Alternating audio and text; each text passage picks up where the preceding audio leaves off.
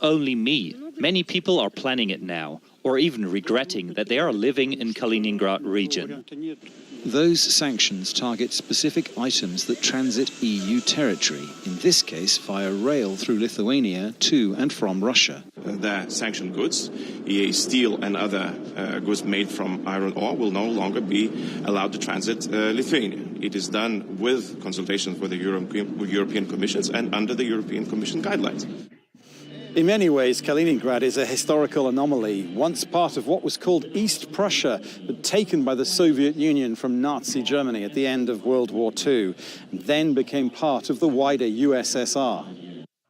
But when that country died in the early 1990s, the Russian Federation chose to hold on to Kaliningrad, and so it became an exclave separated from Russia proper by the newly independent Baltic states, which helps explain why officials in Moscow are so agitated by the impact of sanctions and have warned the people of Lithuania to expect retaliation for their government's actions. This example shows that you cannot trust either verbal statements by the West or written ones. Russia will certainly respond to such hostile actions. Appropriate measures are being worked out between departments and will be taken in the near future. Their consequences will have a serious negative impact on the population of Lithuania. It's a threat some Lithuanians have long anticipated. Baltic countries, differently from many other countries of European Union, didn't have any illusions about the true attempts and ideas of Russia. A threat to one or all of the Baltic states would constitute a threat to NATO. Many in the Atlantic Alliance maintain an armed presence there. This was the German Chancellor visiting his country's soldiers in Lithuania just 2 weeks ago. Like many other European leaders, Olaf Scholz says his country will defend every centimetre of NATO territory. Dominic Kane, Al Jazeera, Berlin. The war in Ukraine has slowed down economic recovery from the pandemic across the world. It stoked record inflation in several countries and rising discontent. In Britain, the biggest rail strike in 3 decades is underway. Workers are demanding better wages to cope with inflation in the UK, which is currently running at 9%. Paul Brennan reports from London.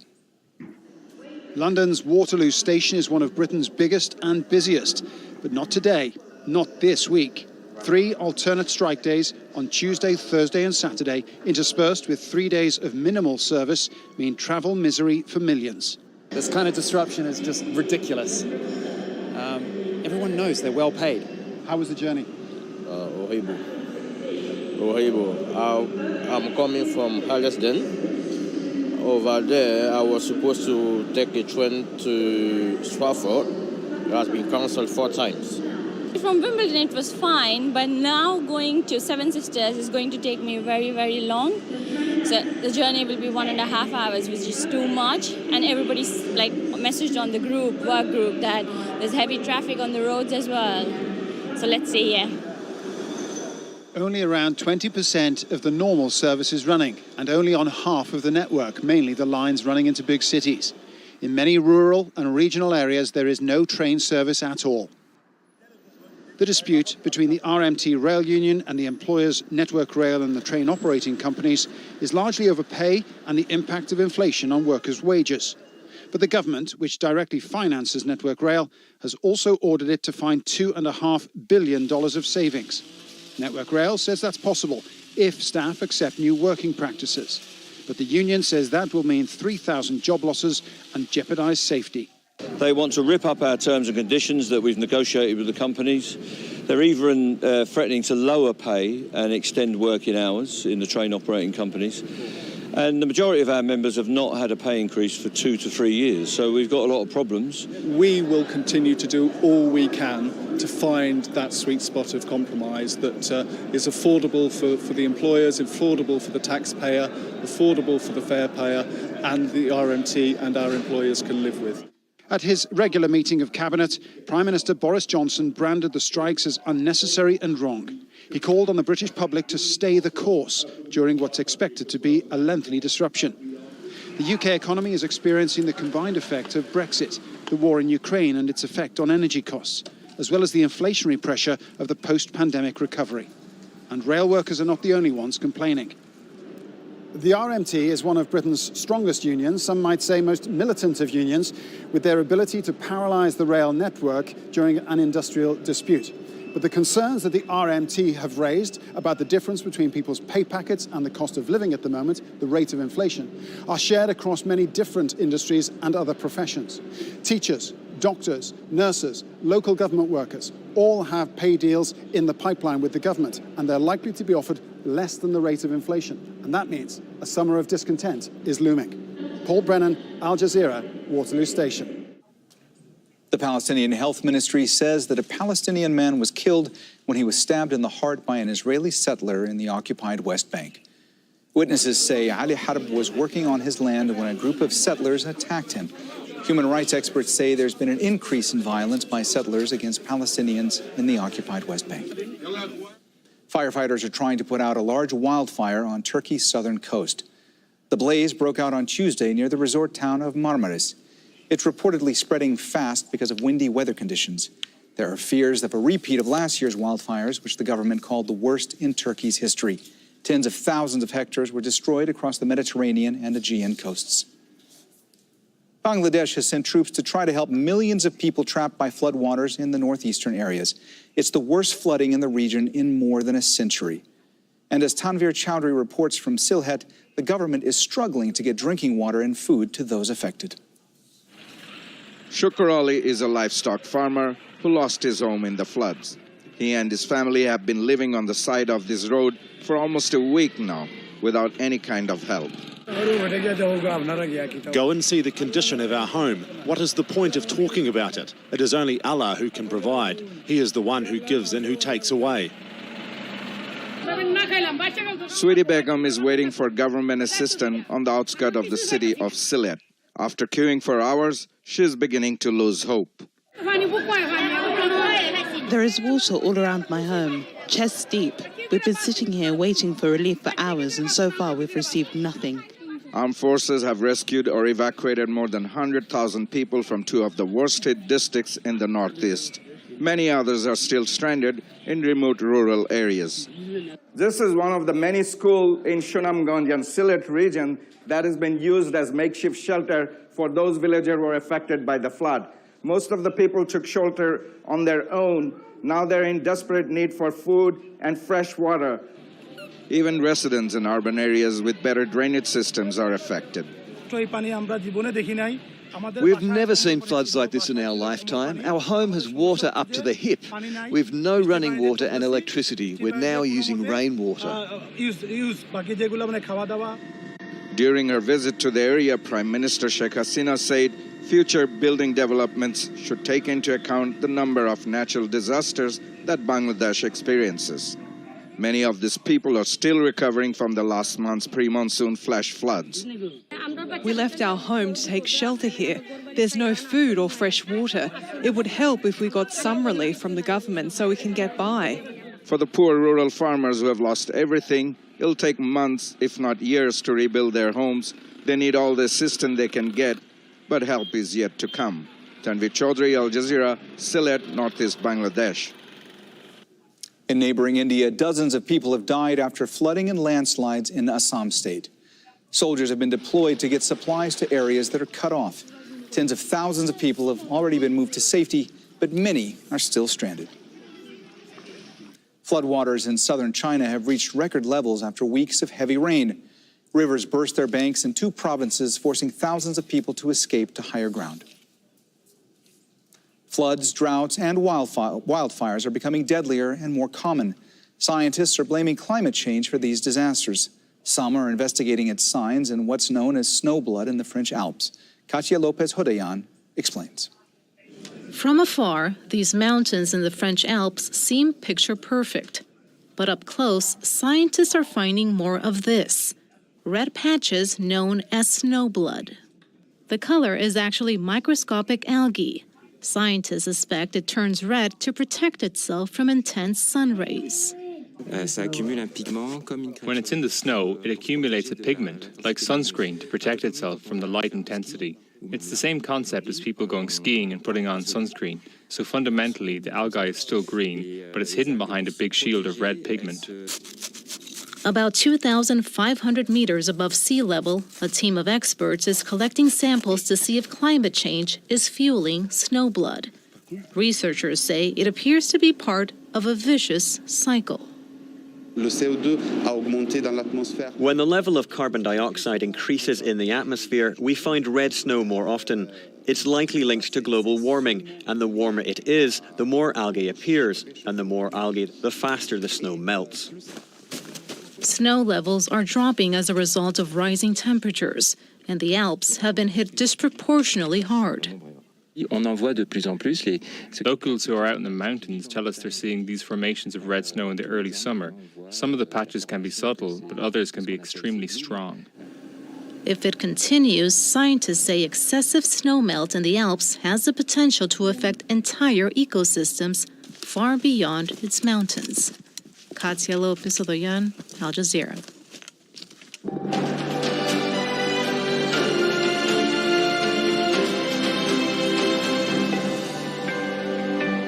This is Al Jazeera, and these are the top stories. State election officials have told the U.S. Congress that they were personally pressured by President Donald Trump to overturn the result of the 2020 election. They were testifying before the fourth hearing of the House Committee investigation into the January 6th insurrection at the U.S. Capitol. Heidi Jo Castro has been following the hearing in Washington. What's notable is kind of the lopsided balance of power here. You had the President of the United States personally calling these election officials who were Republican in these swing states that had gone to Joe Biden. And we heard from that top election official in Georgia, Brad Raffensperger, describing this phone call from Trump in which Trump deliberately asked for one more vote than what Joe Biden had won in Georgia. A senior official overseeing the police in Texas says officers' response to the Uvalde school shooting was an abject failure. The director of the Texas Department of Public Safety told state officials that the police could have stopped the shooting within 3 minutes of the gunman entering the building.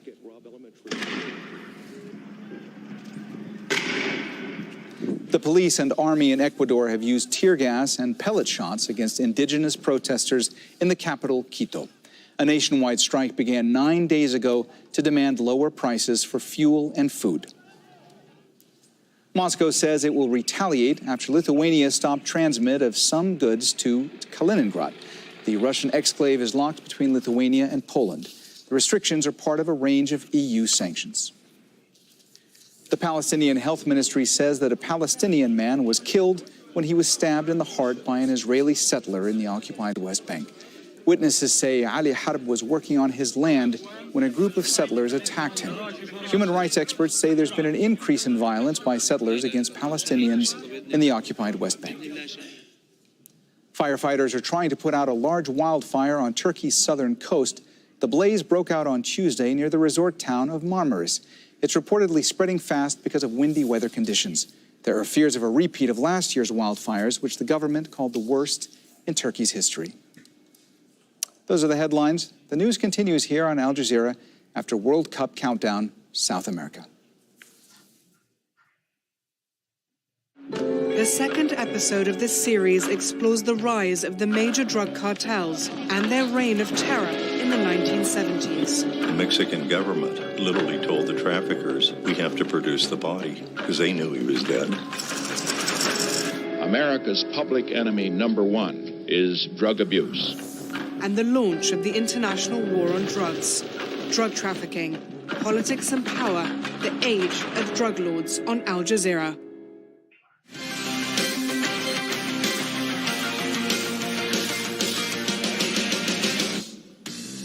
Hello, I'm Joanna Gajarowska. Welcome to the first of 6 World Cup Countdown special programs as we build up to Qatar 2022, the Middle East's first ever World Cup, which kicks off in November. Each show will focus on a different region, and this month, we're zoning in on South America. Could this be the year Lionel Messi finally gets his hands on a World Cup? The Argentine has won just about every major honour apart from the biggest in world football, and this could be his last chance. We'll take a look at the world's #1 ranked team, Brazil, as they look to end their 20-year wait for the trophy, and their star player Neymar closes in on Pele's international goal-scoring record of 77. We'll also catch up with some of the fans hoping to make the journey from Brazil to cheer on their team in Qatar. We've got Juan Arango standing by for us in Miami. He is the Latin American correspondent for Diaria Sport and Ahora Mismo. And Eli Mengem is in London. He is a football broadcaster with Copper 90. He spends his life immersed in football and specifically the fan culture that goes with it.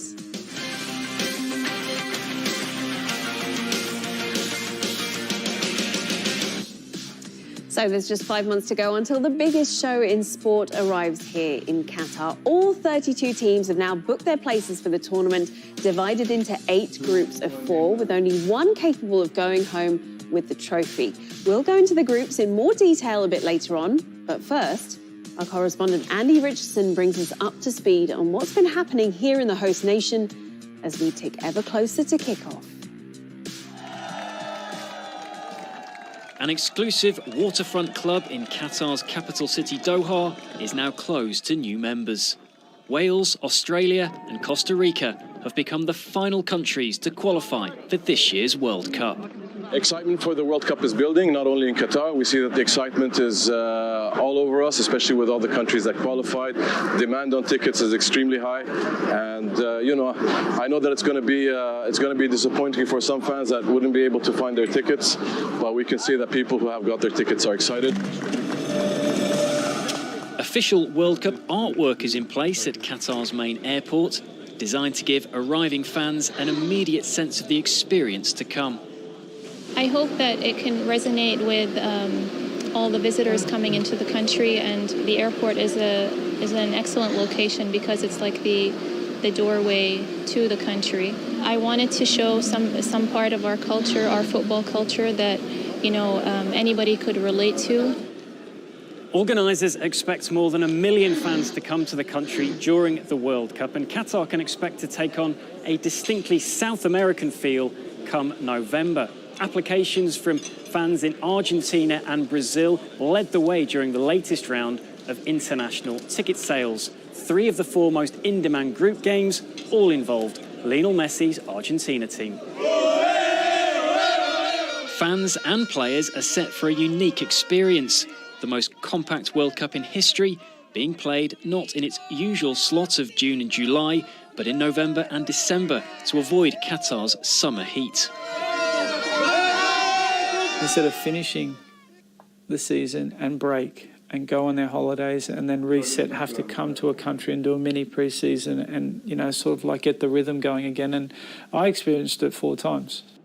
For the Premier League players, European players or teams that are in their leagues, they'll just flow straight into this system. And I actually think the level of quality of football will be more dynamic, more intensity. Obviously, there's always that tactical element, but I think it works amazing for the players.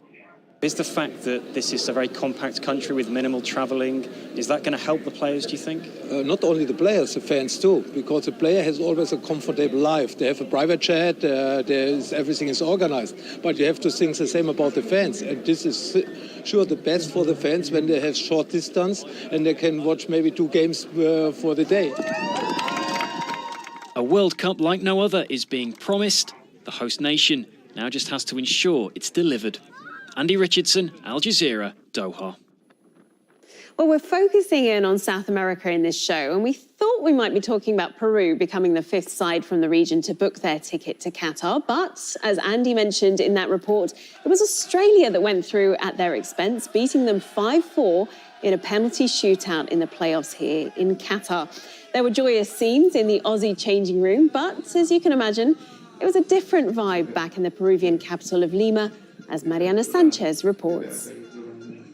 With the last penalty here, the crowd, a huge crowd, thousands of fans here in the center of Miraflores who were ecstatic with the game, went completely silent. There was disbelief and tears followed for many after 3 long, nerve-wracking hours of this game. There was so much expectation to win this entry to the next World Cup.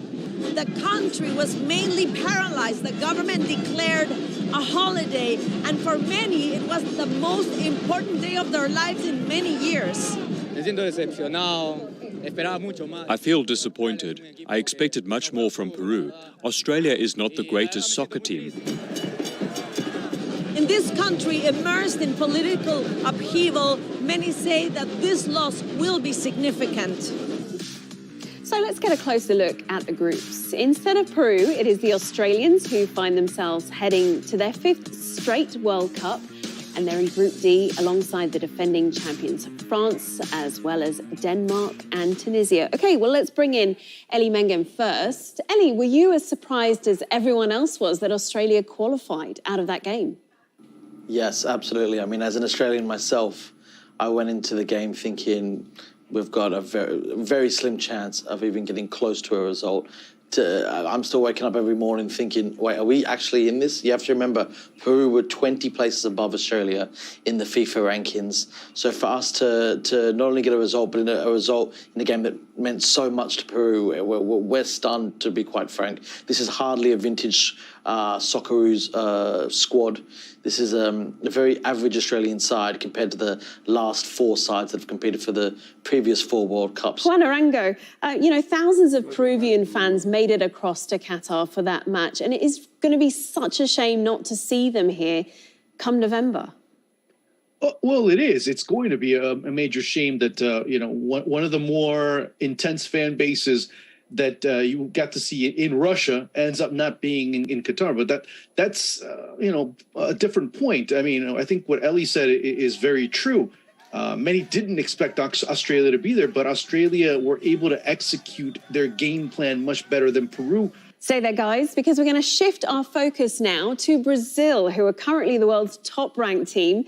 They are the only nation to have won the World Cup 5 times and the only country to have appeared in every World Cup finals tournament. But they haven't won it for 20 years, not since Ronaldo scored twice to beat Germany in the 2002 final in Japan.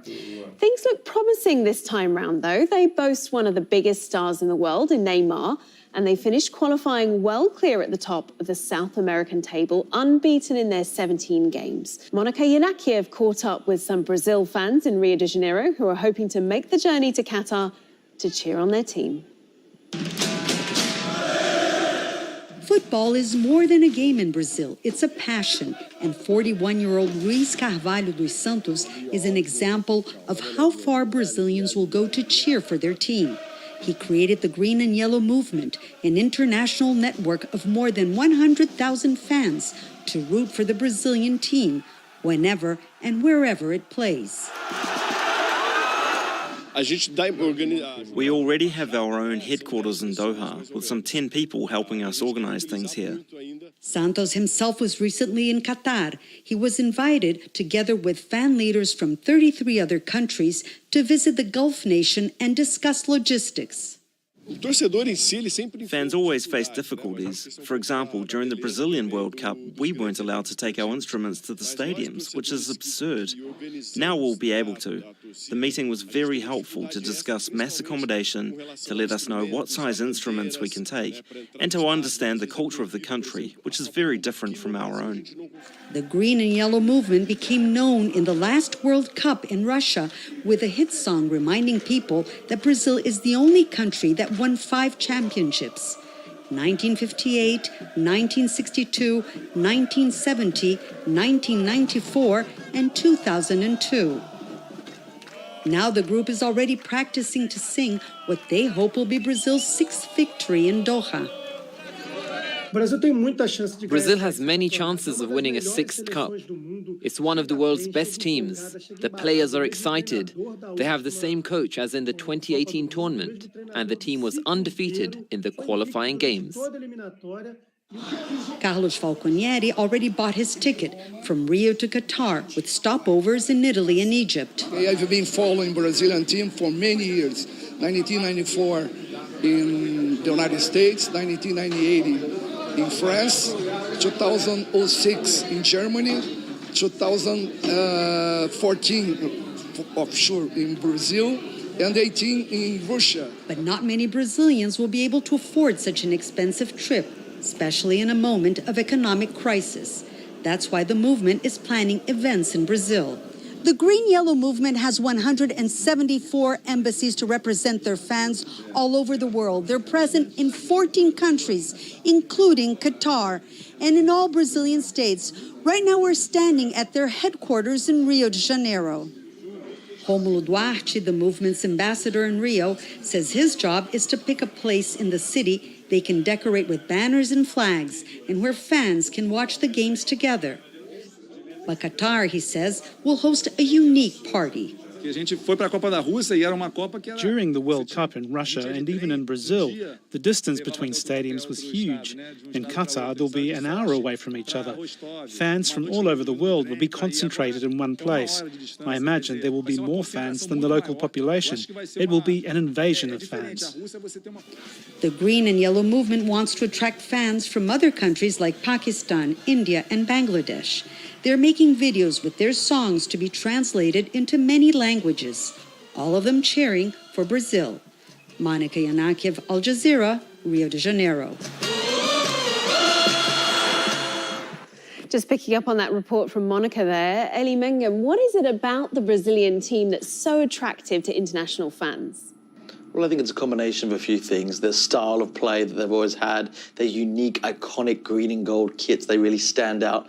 And just the history of Brazil and its connection with the beautiful game. I mean, many people say England created the game, but Brazil perfected it in the style that they play with legends like Pelé, Romario, Garrincha, and so many others. I think it's just this combination of this legendary, beautifully aesthetic, pleasing football that makes them so beloved. And of course, the supporters that come with that, they incorporate their culture, the samba, the drums, everything that goes with it. And what you get is this really attractive, eccentric way of living football on and off the pitch. And I think that's why everyone loves them. That's why they're often many people's second team. Whether or not they're going to succeed this time, I don't know. I heard earlier about how many people are quite optimistic about their chances of winning it because they've qualified top of their group, undefeated, I believe. However, I should remind people that the last time Brazil won the World Cup, 2002, they actually came fifth. They just qualified. They snuck into the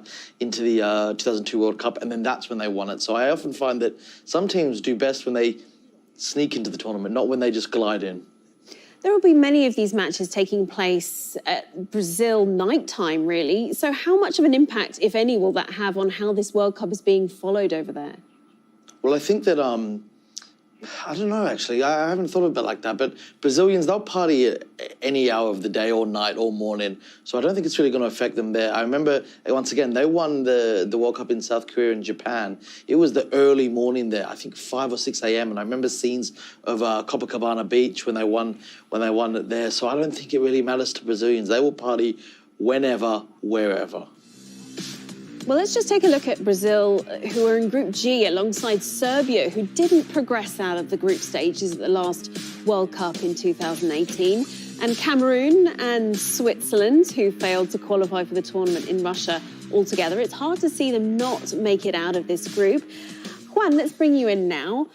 Brazil are the top-ranked team in the world right now. They're many people's favourites. Neymar's closing in on Pelé's record of international goals, of 77 international goals. How does he compare as a player to the legendary Pelé?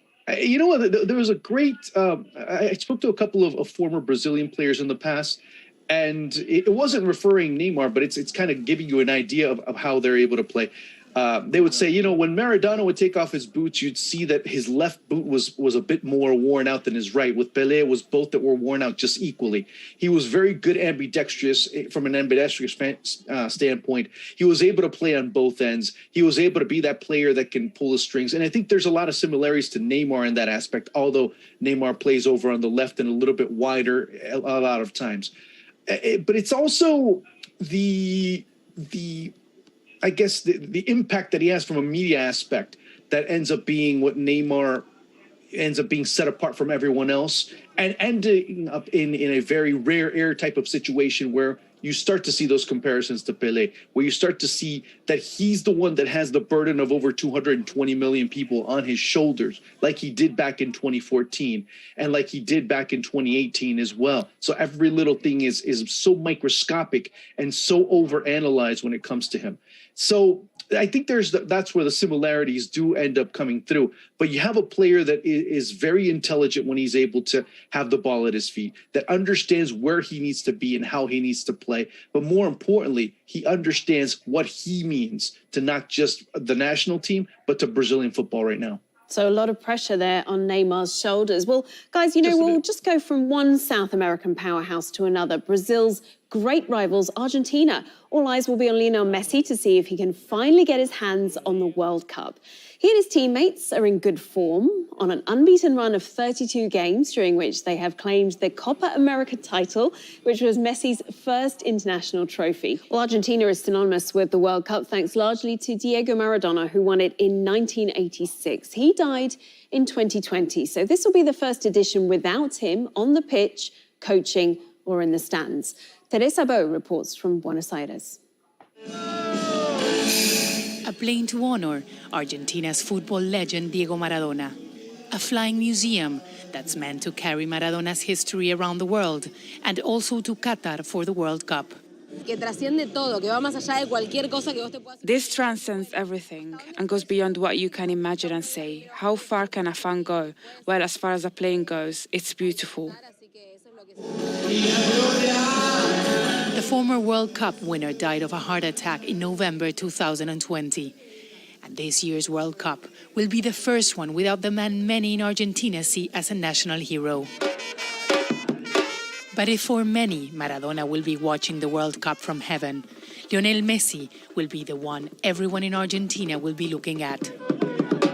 Before winning the Copa America last year, Lionel Messi was criticized for failing to win the World Cup and other tournaments. He was constantly being compared with Diego Maradona.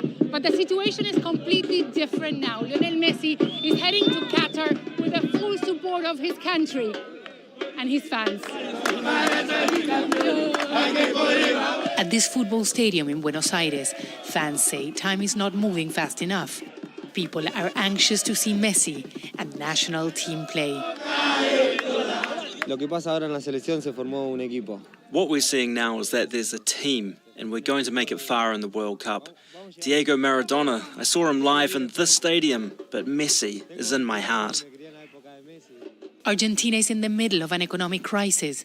Exchange rate controls make it difficult for many in the country to travel. But the World Cup will provide some distraction in times of economic hardship. People here need something to celebrate, and that's why they're hoping that Messi and his teammates can deliver in Qatar. Messi is a winner nowadays with the national team, and Messi is happy being the captain of this national team. And Messi is surrounded by other world-class footballers. In the last World Cup, Argentina was Messi dependent. Now, it's not like that. Messi is the star of the team. A star that at 34 years of age may only have one more chance to shine at the World Cup. Teresa Bo, Al Jazeera, Buenos Aires. Argentina's group looks like this. It features two of the greatest players in world football right now in Lionel Messi and Poland's Robert Lewandowski. Mexico and Saudi Arabia complete Group C. All right, Juan, let's come to you because Lionel Messi, he's won pretty much every big trophy out there except the World Cup. So how close will he get this time around, do you think? And is this his last chance? Is it his last chance? Maybe. I guess you have to say it from that perspective because he's the one that kind of raised that speculation, not whether I believe it or not. But when you start looking at this Argentina side, he is an addition to. He's that cherry on top. He's that proverbial extra in terms of everything because the team functions so well with or without him, and just as well with or without him. So that's the big question mark. How far can they go? Well, they've already been rather close. If you look back at 2014 and them getting to the final and just being moments away from going to a penalty shootout, and who knows what would have happened then, and Mario Götze preventing that from happening. But they could get to a final. And you know what's the greatest thing about this, Joanna, is the fact that many in Argentina are like, yeah, we believe that we can win, but if we don't, that's okay. We're happy with what Argentina's become because this team, this group of players has been able to reconnect the national team with their fan base. And I think that's been more important and more of a compliment to what this team has been able to do than winning the World Cup. Obviously, they're going to want to go and compete to win it. But that connection, once again, has been restored because there was a bit of a disconnect in the previous 2 World Cups, maybe even 3, if you start looking at what Argentina were capable of kind of isolating themselves from the fan base. A lot of criticism with the media and by the media towards this team. That's been more important for, in the long run. But if in terms of them competing and contending, they're one of the favorites. And you cannot say they aren't based on how they're playing. Ellie, I want to bring you in now because Messi against Lewandowski in this group, Ballon d'Or winner against the best FIFA men's player. Who's going to come out on top, do you think, in the final group game when these 2 teams play each other? I think with Messi, there's something more carrying him this time. He knows this is almost certainly his last chance at winning this, and I think Argentina, they've just got more experience at the World Cup, and I think Lewandowski, with his issues that he's got currently trying to leave Bayern Munich, he's been public about his issues there.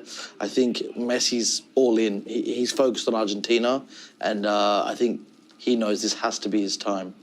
Ellie, Argentina have some of the most passionate fans in world football. What do you think they'll make of Qatar hosting the World Cup? I think they're going to have a great time. Wherever the Argentinians go, they have a great time. But as was mentioned earlier in the show, this tournament is going to be hosted in a way that makes going to games so accessible wherever you are. This is going to be the only tournament where you could possibly go to every single game in a day, all 3 matches, because the stadiums are so close by. So I think they're going to have a great time. They're going to take over Doha. Don't worry about that. And I think they're just going to love it. It's going to be hot. They're from a very hot country. I think you're going to see the best of Argentina, not just in Argentina, but in Doha. Well, the other 2 South American teams who have qualified for Qatar 2022 are Ecuador and Uruguay. Ecuador are playing in the official opening match against host Qatar before they face what could be a potentially tricky opposition in the Netherlands and then Senegal. Uruguay are in Group H with Portugal, Ghana and South Korea. Ellie, what do you think we should be expecting from Uruguay and Ecuador from this tournament? Well, I think when it comes to these 2 teams, they're very different situations. Ecuador are returning back to the World Cup after missing out on 2018, whereas Uruguay make it a lot more regularly and have far higher expectations as they've won the tournament twice and made the semi-finals 4 times. For Ecuador, I'd say they've got a bit of an easier group on paper against Netherlands, Qatar and Senegal. However, with a team like Qatar, people aren't expecting much, but you have to remember Qatar won the Asian Cup and they're the host. And when you're the host, you've always got that 12th man of the country behind you being there in the stadium with you. I think Ecuador arguably have got a better chance to get out of the group, but there is going to be something else to it. Meanwhile, with Uruguay, well, they're in, I think, the most exciting group of all. They're there with Portugal and South Korea. Now, South Korea are fantastic. Portugal, Ronaldo, enough said.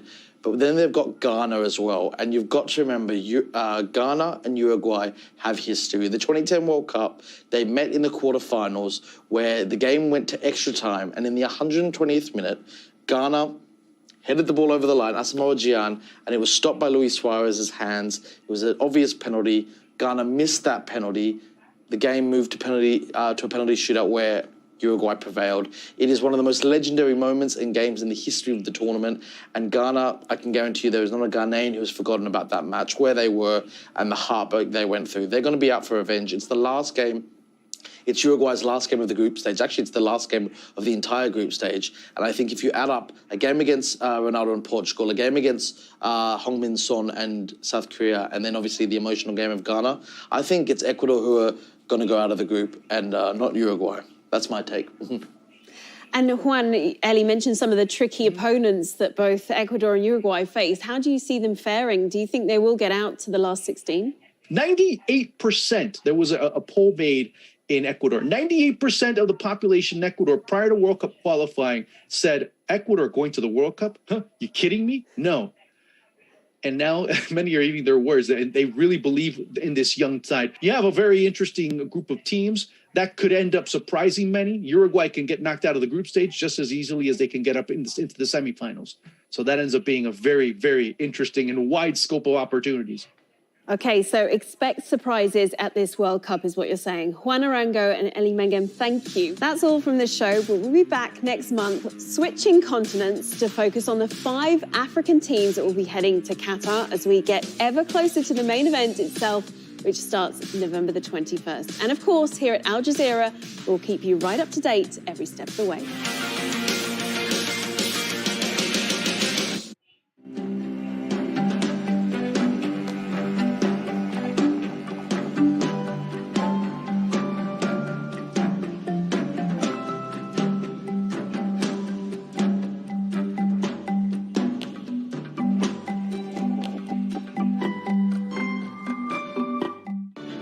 Assalamu alaikum. It's great to see you. Welcome to the Qatar Economic Forum powered by Bloomberg. Some people say that there's a de-globalization going on, but I prefer to think of a re-globalization. Our accomplished speakers, from heads of state to business and policy leaders, will discuss evolving technologies, education, culture, sustainability, and their impact on the economy.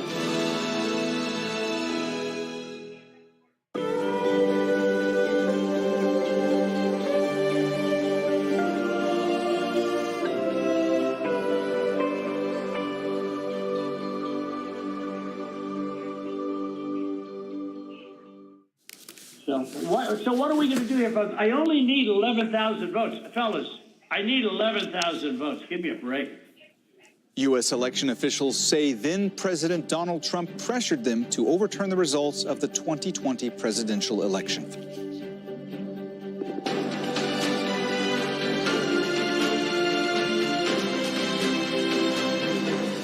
I'm Mohammed Jamjoom. This is Al Jazeera Live from Doha. Also coming up, the officers had weapons, the children had none. The officers had body armor, the children had none.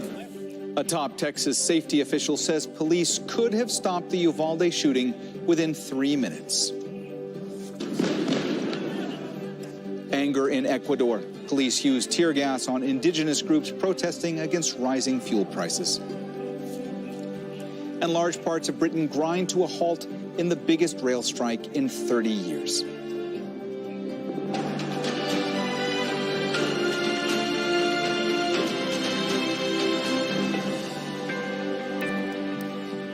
State election officials have told the U.S. Congress that they were personally pressured by then-President Donald Trump to overturn the results of the 2020 election. The committee has heard testimony from Georgia's Secretary of State as well as Arizona's state leadership. It was the fourth hearing of the House Committee's investigation into last year's Capitol Hill riot. Heidi Jo Castro has more. Weeks before the January 6th riot at the U.S. Capitol, far-right protesters, some who would later turn violent in Washington, illegally occupied the state Capitol building in Arizona. Joe Biden won the swing state, but Donald Trump and his supporters refused to accept defeat. Trump's attorney, Rudy Giuliani, called Arizona's Republican House Speaker demanding help to overturn the results. He would say, "Aren't we all Republicans here?" I said, "Look, you are asking me to do something that is counter to my oath." Trump also lost in the swing state of Georgia. He himself called the state's top election official, Republican Brad Raffensperger. I just want to find 11,780 votes, which is one more than we have. What I knew is that we didn't have any votes to find. Raffensperger testified that he and his family suffered harassment from Trump supporters, including sexually explicit messages to his wife and someone breaking into his daughter-in-law's home. And I think sometimes moments require you to stand up and just take the shots. We just followed the law and we followed the Constitution. And at the end of the day, President Trump came up short. Trump also turned up the pressure on two everyday Americans, mother and daughter election workers in Georgia, falsely accusing them of counting fake ballots. We had at least 18,000, that's on tape. We had them counted very painstakingly, 18,000 voters having to do with Ruby Freeman.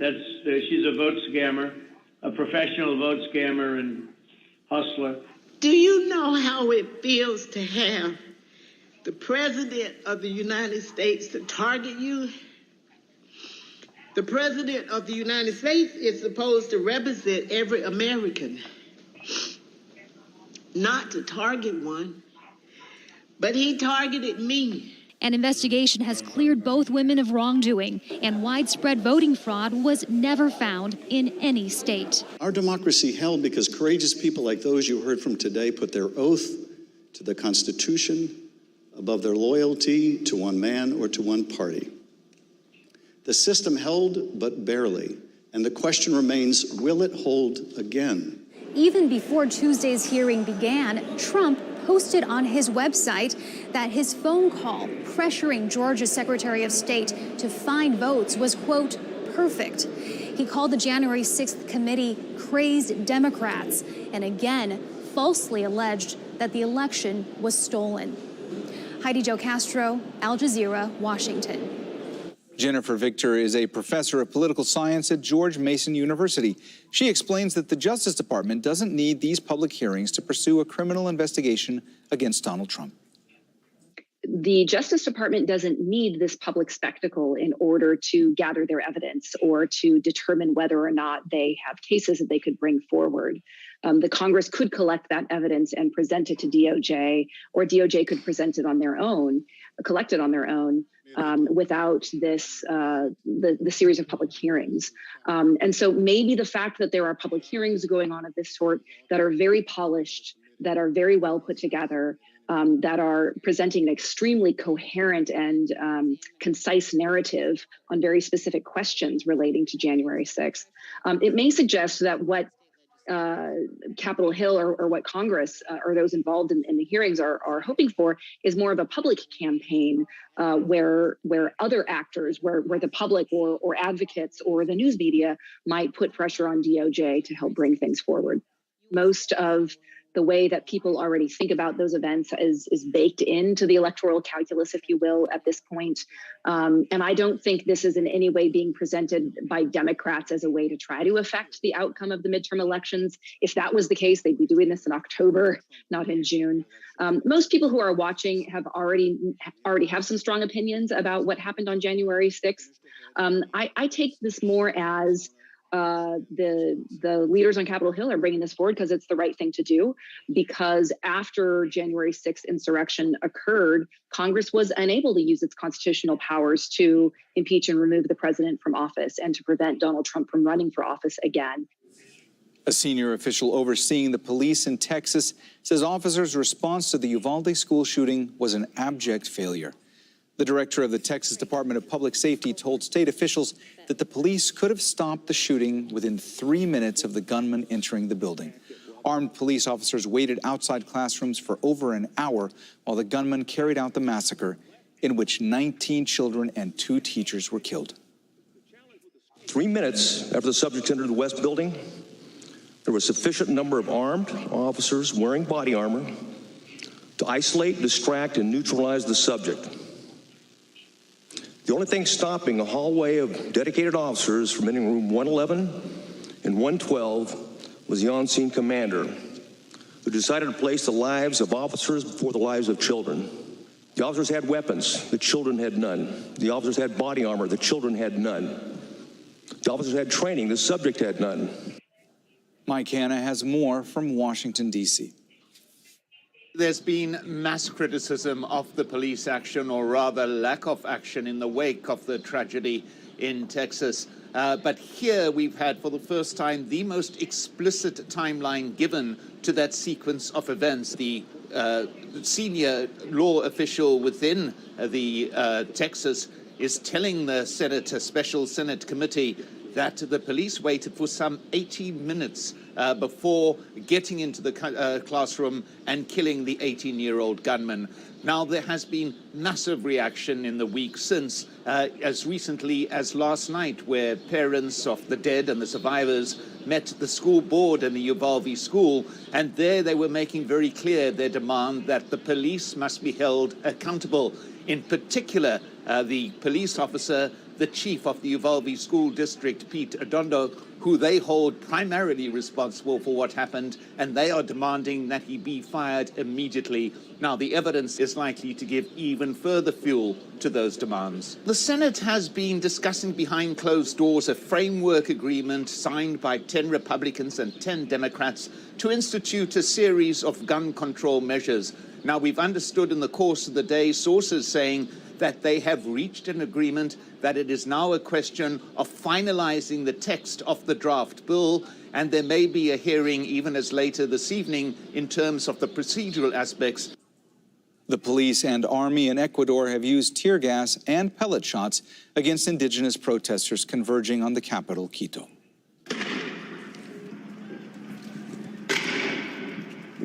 They fought street battles with students and other protesters in the center of the city. A nationwide strike began 9 days ago with a platform of 10 demands, including lower prices for fuel and food and an end to mining on indigenous land. 1 protester has died and 3 are reported to be in critical condition. Manuel Rapalo is following developments from Mexico City. A state of emergency remains in effect in Ecuador. In fact, the country's president, Guillermo Lasso, has extended that state of emergency to include 6 provinces of Ecuador, and that state of emergency will last for a total of 30 days. The goal here, or the strategy by the Ecuadorian government, is to contain these protests that have really begun to get out of hand. They've been growing for more than a week now. The government has taken a hard line against demands by demonstrators. Many who are protesting are indigenous activists or indigenous people from different part of the country who are saying that the fuel prices are absolutely way too high. They're complaining over higher costs of food, over inflation, over worsening poverty linked to the COVID-19 pandemic. Now, these demonstrations were primarily organized by CONAIE, which is a group of different indigenous communities from all across Ecuador, but have since been joined by other activists, including students. Demonstrators, again, want prices of fuel to go down, of food to go down, and it remains unclear whether or not the government is going to budge on any or all of these demands. Bangladesh has sent troops to try to help millions of people trapped by floodwaters in northeastern areas. It's the worst flooding in the region in more than a century. And as Tanvir Chowdhury reports from Sylhet, the government is struggling to get drinking water and food to those affected. Shukr Ali is a livestock farmer who lost his home in the floods. He and his family have been living on the side of this road for almost a week now, without any kind of help. Go and see the condition of our home. What is the point of talking about it? It is only Allah who can provide. He is the one who gives and who takes away. Sweetie Begum is waiting for government assistance on the outskirts of the city of Sylhet. After queuing for hours, she is beginning to lose hope. There is water all around my home, chest deep. We've been sitting here waiting for relief for hours, and so far we've received nothing. Armed forces have rescued or evacuated more than 100,000 people from 2 of the worst-hit districts in the northeast. Many others are still stranded in remote rural areas. This is one of the many schools in Sunamganj and Sylhet region that has been used as makeshift shelter for those villagers who were affected by the flood. Most of the people took shelter on their own. Now they're in desperate need for food and fresh water. Even residents in urban areas with better drainage systems are affected. We've never seen floods like this in our lifetime. Our home has water up to the hip. We've no running water and electricity. We're now using rainwater. During her visit to the area, Prime Minister Sheikh Hasina said future building developments should take into account the number of natural disasters that Bangladesh experiences. Many of these people are still recovering from the last month's pre-monsoon flash floods. We left our home to take shelter here. There's no food or fresh water. It would help if we got some relief from the government so we can get by. For the poor rural farmers who have lost everything, it'll take months, if not years, to rebuild their homes. They need all the assistance they can get, but help is yet to come. Tanvir Chowdhury, Al Jazeera, Sylhet, Northeast Bangladesh. Still ahead on Al Jazeera, a new flashpoint between Russia and the EU. Moscow warns Lithuania of severe consequences for blocking transit to its Baltic outpost. And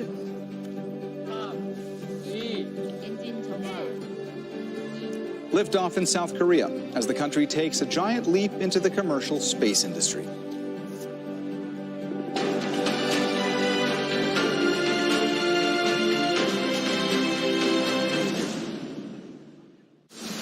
The journey has begun.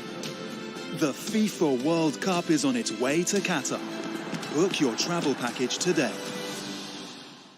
Hello, we've got more heavy rain coming into parts of China over the next couple of days. We've had the flooding, of course, across the south of the country.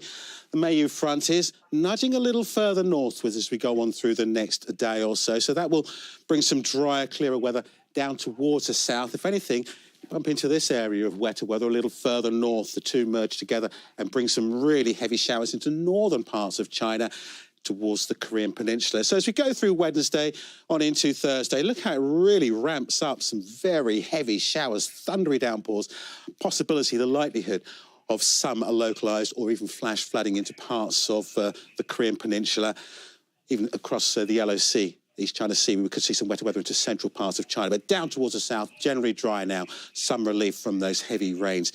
Still a few showers there into Japan, but not too bad over the next couple of days. Plenty of sunshine in between. And it's sunshine and showers across much of Southeast Asia. Showers there into the Philippines, Malaysia, Indonesia. Wetter weather up towards Thailand through Sumatra. Some wet weather continuing too into the northeast of India. I put the monsoon trough on there. You can see where the rain should be. It stays wet, but not as wet for the far northeast. Qatar Airways, official airline of the journey. The second episode of this series explores the rise of the major drug cartels and their reign of terror in the 1970s. The Mexican government literally told the traffickers, we have to produce the body, because they knew he was dead. America's public enemy #1 is drug abuse. And the launch of the international war on drugs, drug trafficking, politics and power, the age of drug lords on Al Jazeera.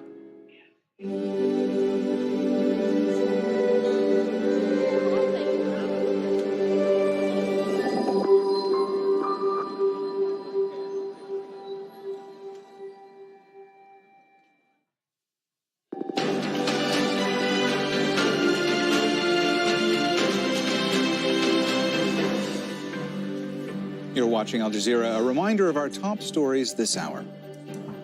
State election officials have told the U.S. Congress that they were personally pressured by President Donald Trump to overturn the result of the 2020 election. They were testifying before a House committee investigation into the January 6th insurrection at the U.S. Capitol. A senior official overseeing the police in Texas says officers' response to the Uvalde school shooting was an abject failure. He said the police could have stopped the shooting within 3 minutes of the gunman entering the building. Bangladesh has sent troops to try to help millions of people trapped by floodwaters in northeastern areas. The government is struggling to get drinking water and food to those affected. A Russian territory in the Baltics has emerged as a new frontier of tensions between Moscow and the EU over Ukraine. Russia has threatened Lithuania with serious consequences after it halted rail transit of several sanctioned goods to Kaliningrad. Dominic Kane has more from the German capital, Berlin.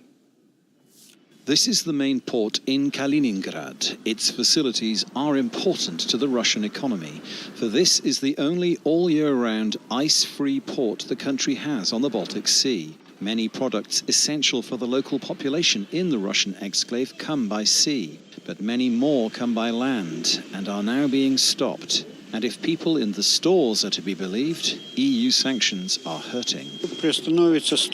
I think we should pack up our belongings and leave, because you can't go anywhere. This has never happened. I think not only me, many people are planning it now, or even regretting that they are living in Kaliningrad region. Those sanctions target specific items that transit EU territory, in this case via rail through Lithuania to and from Russia. The sanctioned goods, steel and other goods made from iron ore, will no longer be allowed to transit Lithuania. It is done with consultations with the European Commission and under the European Commission guidelines. In many ways, Kaliningrad is a historical anomaly, once part of what was called East Prussia, but taken by the Soviet Union from Nazi Germany at the end of World War II, and then became part of the wider USSR.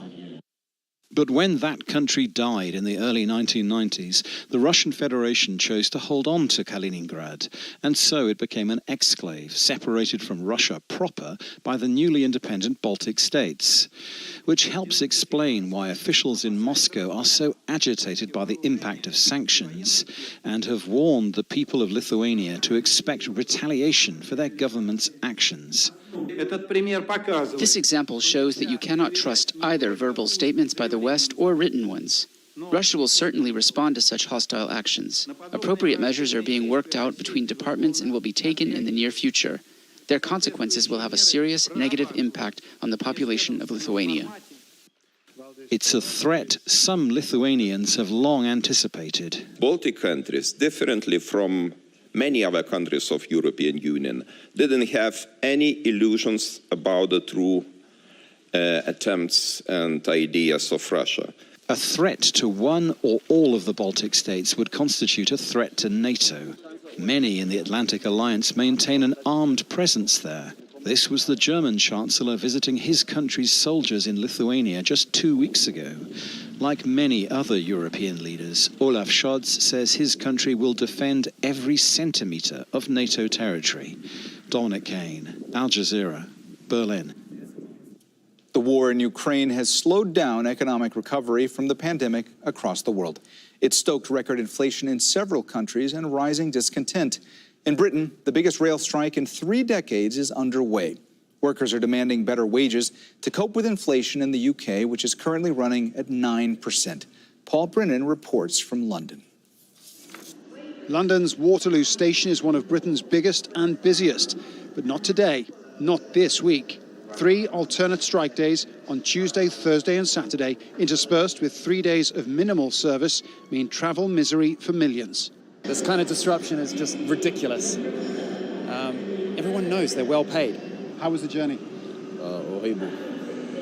Horrible. I'm coming from Harlesden. Over there, I was supposed to take a train to Stratford. It has been cancelled 4 times. From Wimbledon it was fine, but now going to Seven Sisters is going to take me very, very long. So the journey will be 1.5 hours, which is too much. And everybody's like messaged on the work group, that there's heavy traffic on the roads as well. So let's see, yeah. Only around 20% of the normal service is running, and only on half of the network, mainly the lines running into big cities. In many rural and regional areas, there is no train service at all. The dispute between the RMT Rail Union and the employers Network Rail and the train operating companies is largely over pay and the impact of inflation on workers' wages. But the government, which directly finances Network Rail, has also ordered it to find $2.5 billion of savings. Network Rail says that's possible if staff accept new working practices. But the union says that will mean 3,000 job losses and jeopardise safety. They want to rip up our terms and conditions that we've negotiated with the companies. They're even threatening to lower pay and extend working hours in the train operating companies. And the majority of our members have not had a pay increase for 2 to 3 years, so we've got a lot of problems. We will continue to do all we can to find that sweet spot of compromise that is affordable for the employers, affordable for the taxpayer, affordable for the fare payer, and the RMT and our employers can live with. At his regular meeting of Cabinet, Prime Minister Boris Johnson branded the strikes as unnecessary and wrong. He called on the British public to stay the course during what's expected to be a lengthy disruption. The UK economy is experiencing the combined effect of Brexit, the war in Ukraine and its effect on energy costs, as well as the inflationary pressure of the post-pandemic recovery. And rail workers are not the only ones complaining. The RMT is one of Britain's strongest unions, some might say most militant of unions, with their ability to paralyse the rail network during an industrial dispute. But the concerns that the RMT have raised about the difference between people's pay packets and the cost of living at the moment, the rate of inflation, are shared across many different industries and other professions. Teachers, doctors, nurses, local government workers all have pay deals in the pipeline with the government, and they're likely to be offered less than the rate of inflation. And that means a summer of discontent is looming. Paul Brennan, Al Jazeera, Waterloo Station. Mali's military rulers have declared 3 days of national mourning. That's after fighters killed 132 people in several villages. Witnesses say it was a revenge attack. Nicholas Hawk is in Senegal. He explains what's behind the violence. So the attack took place in the early hours of 5 o'clock in the morning over the weekend, and villagers were woken up to the sound of both gunfire and the smell of smoke. Why smoke? Well, because the attackers lit their villages made up of thatch roofs and mud homes on fire. And the administrator that we spoke to says that many of those that have died were in that fire, and he fears that the death toll is likely to rise. Now, whilst there has been no group that has officially claimed responsibility over this attack, well, the Malian authorities point the finger towards an Al-Qaeda affiliate, Jamaat Nusratul Islam wal Muslimin, and more specifically, a preacher, Fulani preacher, Amadou Koufa, who heads an organization called Masina Katiba. Why? Well, because there's been in that area, which is the center of Mali, grievances between Fulani herders and local farmers. Now, this is the beginning of the rainy season. The country has gone months without rain, and Fulani herders are trying to find places to graze their land, often encroaching towards in farmland. And so these armed groups linked to Al-Qaeda have exacerbated or using these existing grievances, pitting people against each other.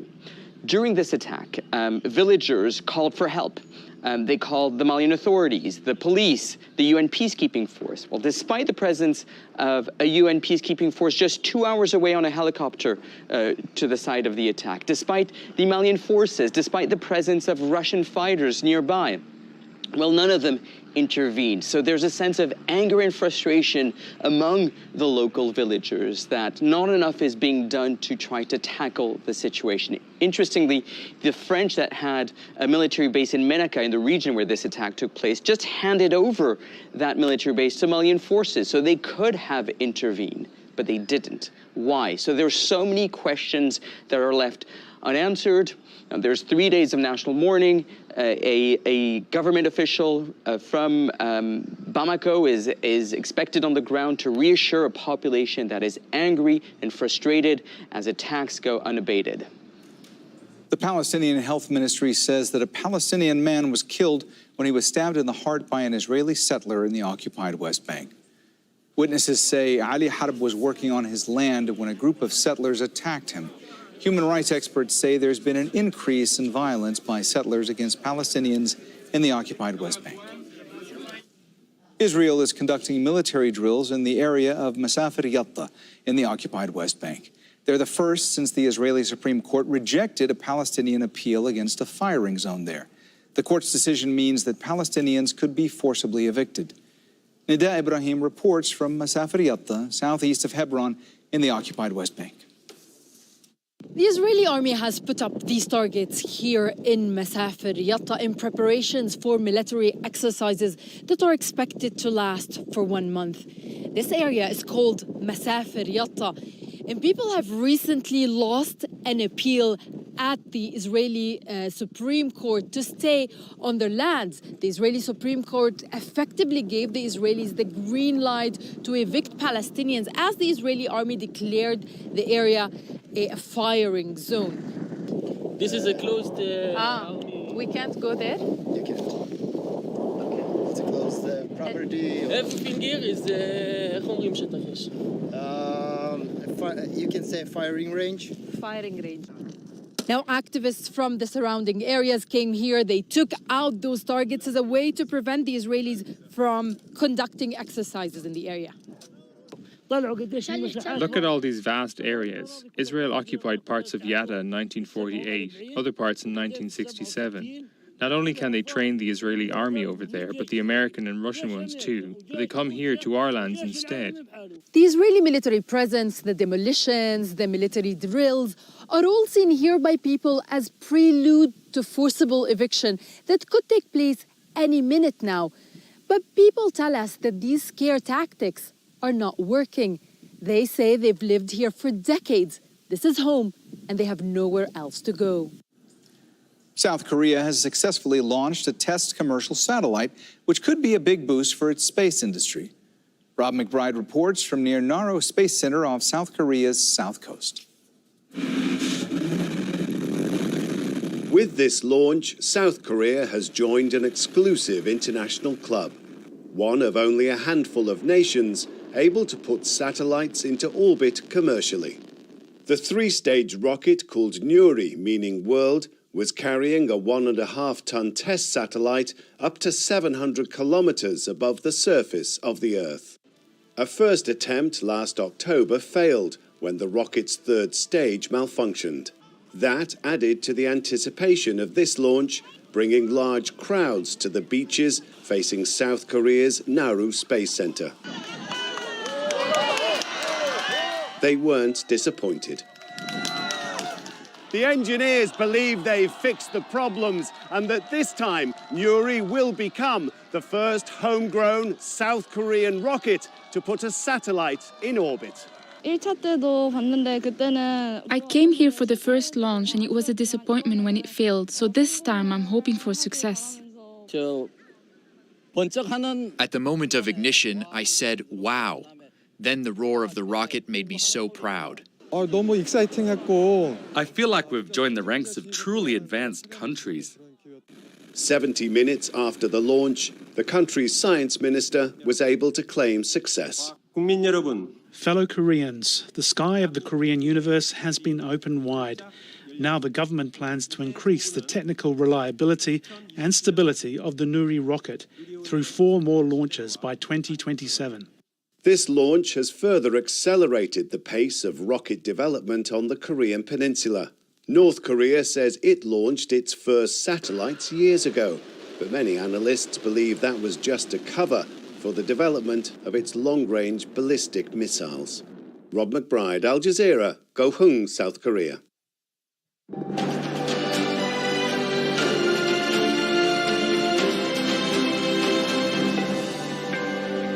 This is Al Jazeera, and these are the top stories.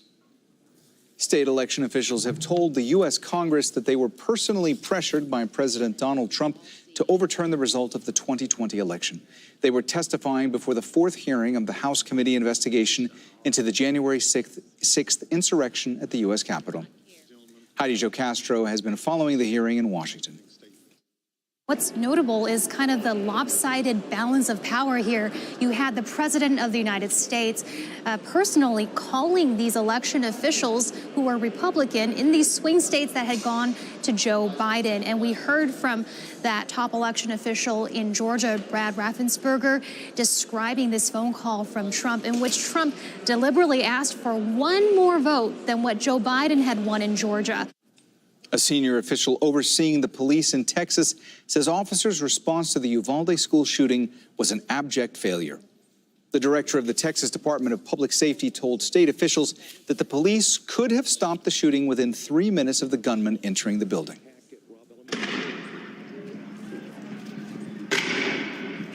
The police and army in Ecuador have used tear gas and pellet shots against indigenous protesters in the capital, Quito. A nationwide strike began 9 days ago to demand lower prices for fuel and food. Moscow says it will retaliate after Lithuania stopped transit of some goods to Kaliningrad. The Russian exclave is locked between Lithuania and Poland. The restrictions are part of a range of EU sanctions. Bangladesh has sent troops to try to help millions of people trapped by floodwaters in northeastern areas. The government is struggling to get drinking water and food to those affected. The Palestinian Health Ministry says that a Palestinian man was killed when he was stabbed in the heart by an Israeli settler in the occupied West Bank. Witnesses say Ali Hadab was working on his land when a group of settlers attacked him. Those are the headlines. The news continues here on Al Jazeera after Inside Story.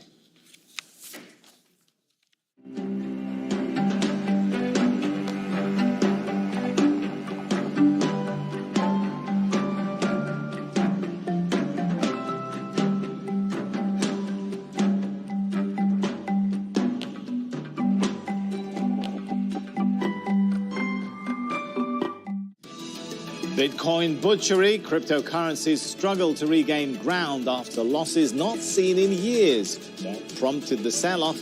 And is the crisis a game changer? This is Inside Story.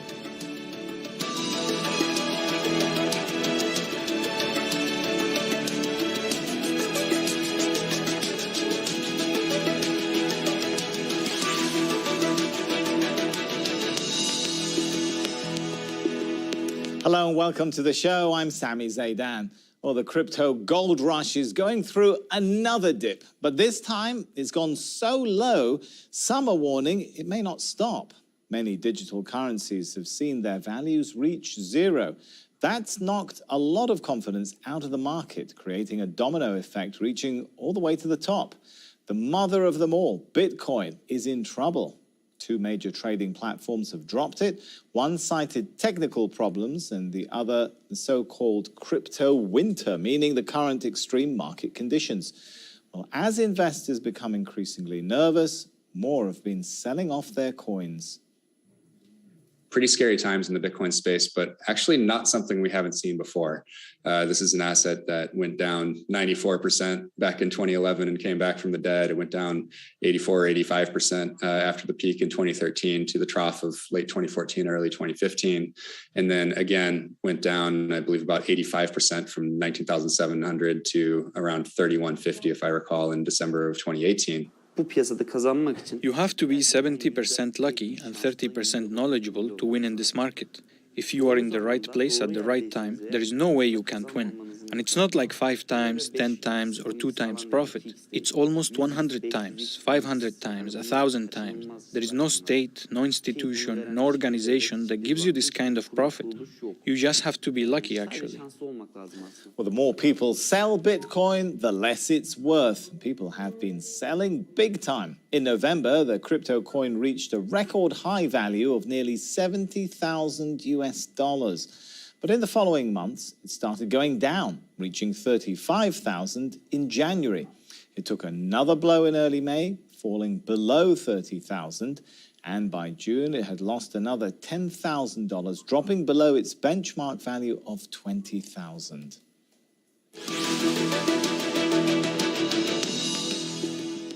Well, let's bring our guests into the show. We have joining us from Nairobi, Ali Khan Sachu, an investor and CEO at Rich Management. In London, Naeem Aslam is Chief Market Analyst at Avatrade. And in Dublin, Brian Lucy, Professor of International Finance and Commodities at Trinity Business School. Welcome to you all. Let me start with Professor Brian then. What prompted the sell-off in the first place, Brian? Well, Bitcoin and other cryptos, and we tend to use them, indistinguishably. As you said, it's the granddaddy of them all, and where it leads, the rest follow. Has been suffering from some weakness since really the end of last year, if not before. What's really knocked Bitcoin, I think, and the rest of them has been the fact that as the global economic and geopolitical environment has become more and more uncertain. We've got supply chain issues, not just from the Russian invasion of Ukraine, but also from Chinese policies around COVID. We have a problem with regards to the likelihood of quantitative tightening, in other words, unwinding the wall of money that was poured into the global economy, with the consequent inflation issues coming from both that and from the war. All of these have made the global risk environment much more risky. And what we've seen is that the real reason why many of these crypto assets, they're not really cryptocurrencies, showed such an increase was a desire for yield. At the very top of your show there, you were talking to people saying, well, you can get 100% return, 100 times return. But you only get those kind of massive returns in exchange for massive risk. And what we've seen is that as the appetite for risk has decreased, as things have got more uncertain, investors have been moving in general back towards more safe havens. But hang on, Brian, let me jump in here and ask, I thought the whole mantra we were told about cryptocurrencies is that people put their money into them to actually protect themselves from inflation and uncertainty, right? That was, if you look at the countries with the top investments in Bitcoin, were countries which had very big inflationary problems. How did inflation go from being a driver towards to a detractor from cryptocurrencies? Because they aren't. I mean, this is, of course, what you would be told if you're trying to sell an asset that's hyper risky. You'll find a use for it, find a use case. These are not currencies. We must put this phraseology to bed. These are crypto assets. We've precisely one situation in El Salvador, where we've had a natural experiment of running a fiat currency, in fact, not even its own currency, the dollar, versus a crypto. And every single asset, every single study that has been done has shown that there has been incredibly limited usage of this as a currency. As an asset, they're very risky. They have some interesting characteristics. They're very, very volatile. That's the nature of the beast. That volatility, if you're on the right place at the right time, can give you a great return. But they are not for everybody. They are a hard currency structure in that many of them have a limited number of tokens or satoshis or whatever you can create that can only ever be created. And as a result, there is an inbuilt bias towards appreciation of the nominal value. But that's not the same to say that they're a hedge against inflation. Right. But it's interesting. I mean, some countries, I think Turkey was one of them, Russia was another. That was the reason why we were told people were putting their money, because they were afraid about their local currencies losing value. Let's bring in Naeem. Was also the collapse of some of the other coins like Terra USD, did it contribute to what we've seen happening in the wider digital coin market? I completely concur with you. When you are in a new cycle of innovation technologies, blowout like these, they do happen as the market adjusts to new reality, a new product. And as you guys were discussing earlier, search for a better yield product obviously created an enormous amount of greed in this space. Like you could get yield which was completely unheard of, up to 30 or 25%. So that created a massive bubble around everything. So basically, just like how our traditional systems, financial systems work, where one bank is pretty much using the money from another bank, and then you have that domino effect already taking place in the crypto world, because a lot of these yield players, they come from traditional markets now. They are not your ICO people who had no idea, although they do still exist in the market. But they're using the same sort of mentality. So once that pool begins to flow between the institution, of course, there's a massive risk of domino effect, one institution falling or one startup or one particular project falls, and then you have other projects coming on the back of that as well. So we've seen that in the case of Celsius, even now Blockify, which was another yield-based project, being rescued by FTX, another American exchange. So the story kind of really goes on. Now, going back to some of the points that you guys were discussing earlier, and I just wanted to add two important things to them.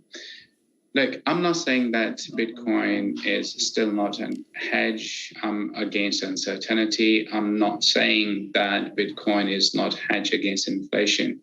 But what I do think that it is plausible to ask this particular question is the reputation has massively been impacted. Because as Brian mentioned earlier, we are living Has it been damaged too much, Naeem? Absolutely. I mean, inflation is at 40 years high, right? 4-decade high. We should see Bitcoin prices completely, like literally soaring on the back of that. We've seen the evidence of gold prices at least showing stability when dollar index is already at its multi-year high. So we see that. But usually when the Federal Reserve tightens the monetary policy, we see gold prices moving to the downside. But gold prices are very much stable because of inflation. And in terms of a Bitcoin, we should have seen a lot more buying really happening. Now, the same argument goes for the uncertainty in the market as well. With the risk of climate, with the markets falling, now the correlation between Bitcoin, which is a relationship either moving positive or negative, between Bitcoin and the stock market is very much positive. What does that entail? That means that Bitcoin is very much acting as a riskier asset or as a risk-on asset, if I say that.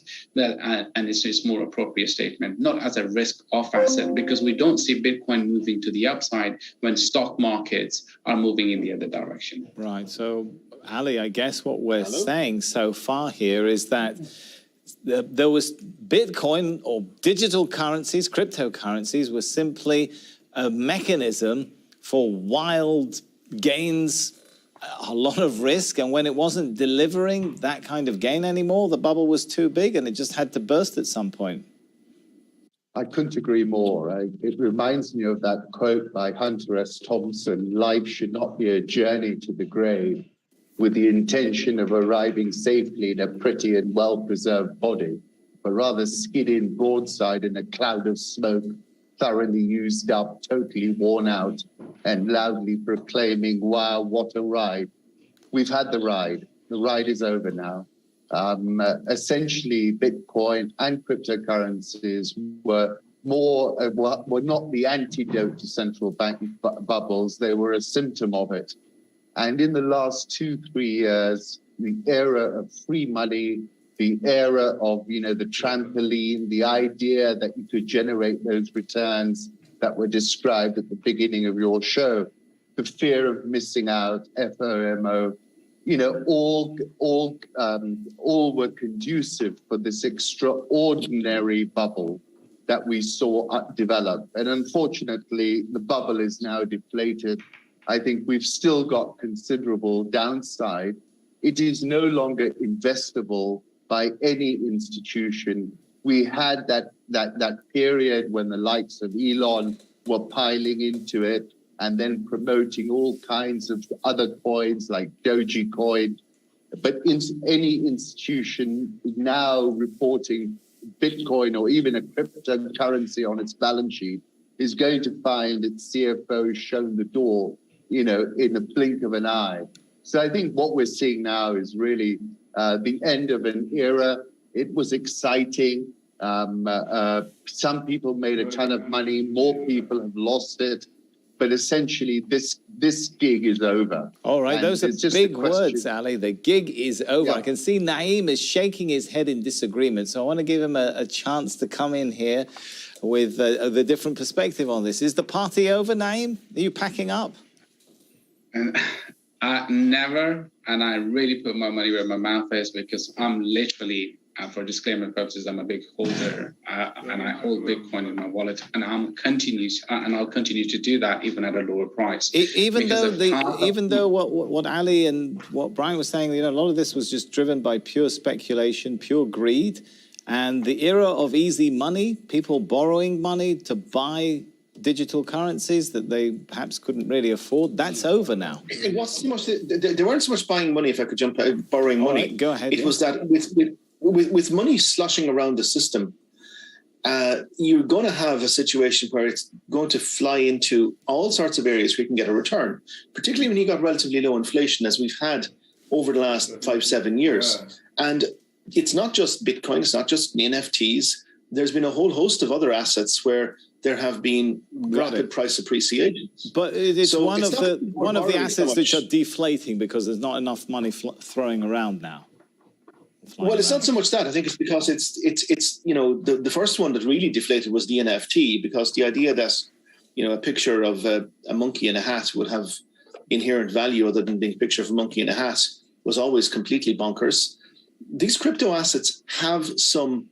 I kind of disagree with Madame Lagarde. I think what these are valueless but not worthless. They have a worth to people who believe in the need for a parallel, decentralized monetary exchange system and who are happy to accept the incredibly high volatility. Now, does that mean they're worth 50, 60, 70,000 euro? Or is it 50, 60 euro? There's probably a floor which is above zero. But it's, I think, probably an awful long way away from $15,000 or $17,000. So I think the era has gone out in the sense of, the wild days. That was always going to happen. Once these were never going to be a currency, and they never were going to be a currency, then they were only ever going to be an asset. If you're going to have an asset, then that asset is ultimately, if it becomes big enough, be regulated. We've seen increasing regulation. Okay, hang on, Brian. Before we'll get into regulation. Well, we'll get I into don't know how long- regulation in a minute, but since... Yeah, I know. Let me just finish my point. You were seeing increasing regulation and discussion of regulation and the increasing maturity of these markets with things like ETFs and options and futures. Once that happened, as said, they became inextricably linked to the remainder of the financial system, which they hadn't been before, and therefore became, as was said, a risk-on asset. All right. Naeem, you are presenting the opposite perspective, and I interrupted you, so let me give you the chance to complete the thought about why the party is still on for you. Sure, thank you. So, look, if you are talking about, excessive money, printing money, QE, whatever you want to call it, deflated the entire space. Look at Nasdaq, look at S&P 500, look at Dow Jones. Everything is pretty much crashing, but not to the extent. But if you look at the individual stocks, the meme stocks, and everything else, they were obviously and clearly they were very much pumped because of excessive money from the retail side of the institution. Bitcoin is a different beast, as I've mentioned to you previously. It has a history of coming back very rapidly back to its all-time highs.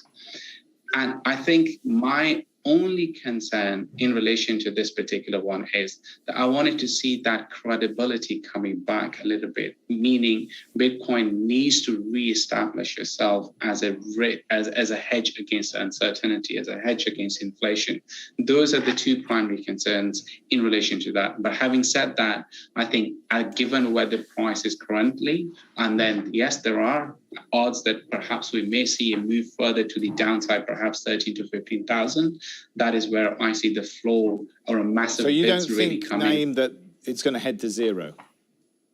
No. Some analysts are saying. Look,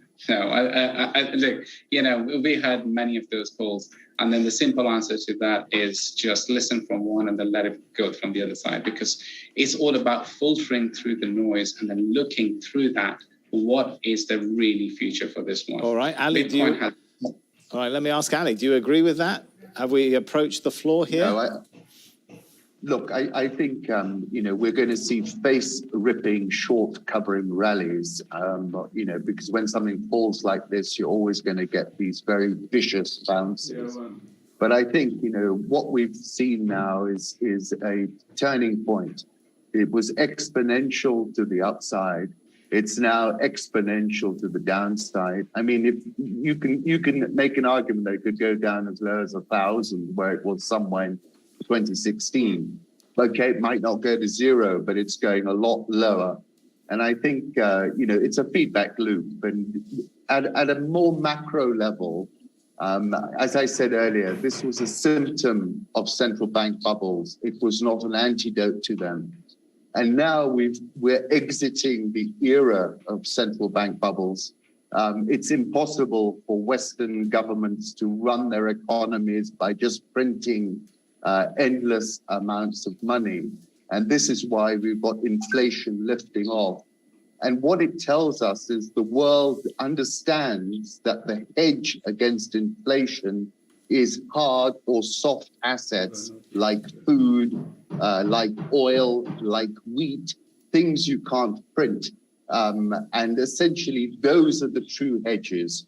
And I think this was a wonderful, delirious episode, and delirium can last for quite a long time.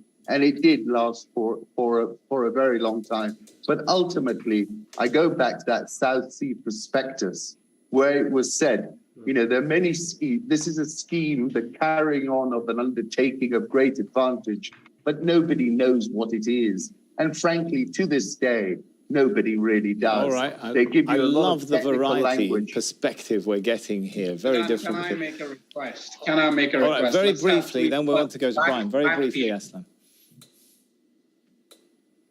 Go ahead, Aslan, briefly.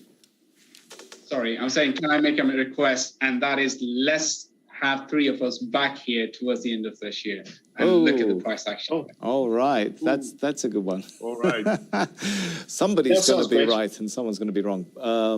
Brian, the fact that we're seeing institutional investors dumping their digital coins right now, the fact we're seeing crypto exchanges announcing layoffs, is that a sign that things are not going back to where they were, not anytime soon at least? Yeah, I think, we're moving into a different environment. How long that will last, another old expression is the market can stay illogical longer than you can stay liquid. Flip that around. The market can stay logical longer than you can stay illogical in the context of cryptos. Until such time as we move through this inflationary era, which is partially driven by a wall of money and partially driven by supply shocks, until we move to an environment where yields are pushed down on traditional things like, government stocks and commodities such as wheat, all the boring stuff, then there will be an appetite again for hyper risky assets. And that's where the remaining crypto assets, and there will be some, will come back and have their day in the sun again, along with something else. But they're not cryptocurrencies. Let's stop using that phrase. They're just assets. They're crypto assets. They are not, never have been, and never will be a substitute for fiat currency. All right. The only substitute for fiat currency we're going to get will be central bank digital currencies. All right. Whatever we're going to call them, Naeem, is this a turning point in terms of at least regulation, that going forward they will now need to be regulated in a very different way? That's an excellent question. Now, the answer to that particular question is, look at this crypto landscape today. Do we have more regulations in comparison to 2 or 3 years ago, or when was the last crash happened? The answer to that one is clearly yes, because we have many exchanges which are very much regulated in the United States and in various different jurisdictions. And even till this day, acquisitions are only happening so that those exchanges can operate under the licenses, under the regulations of that particular jurisdiction. So I think the current blowout in Terra Luna is going to only in the high yield space is only going to invite more regulators to come and provide that security to. Who's going to provide that regulation, Naeem?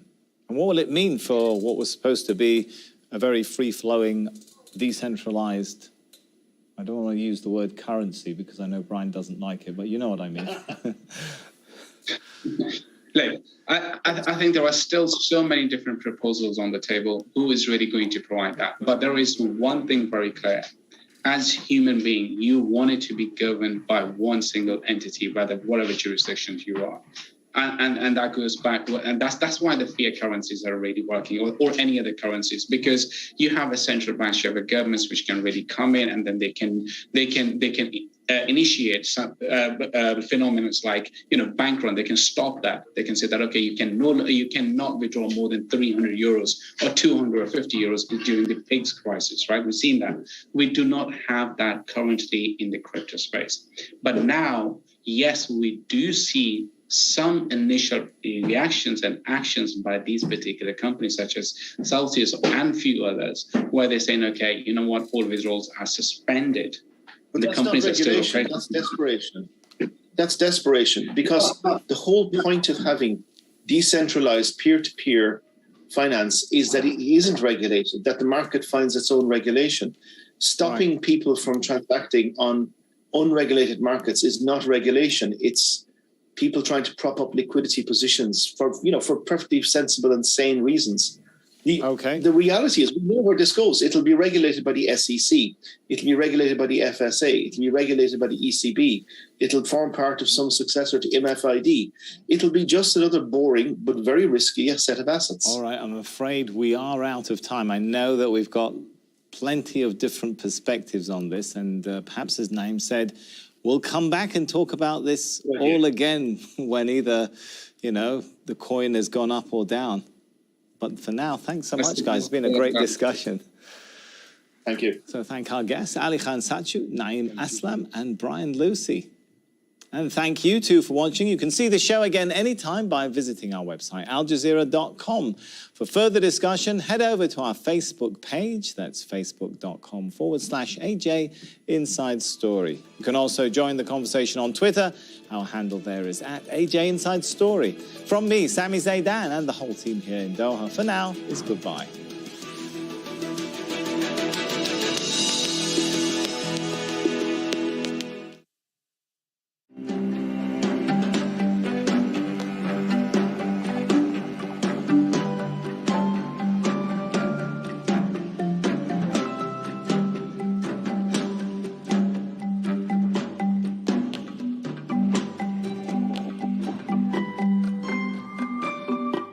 World leaders will convene in the Bavarian Alps in the latest attempt to address the war in Ukraine and ease financial pressure on the global economy. The G7 meeting will be immediately followed by a NATO summit in Madrid.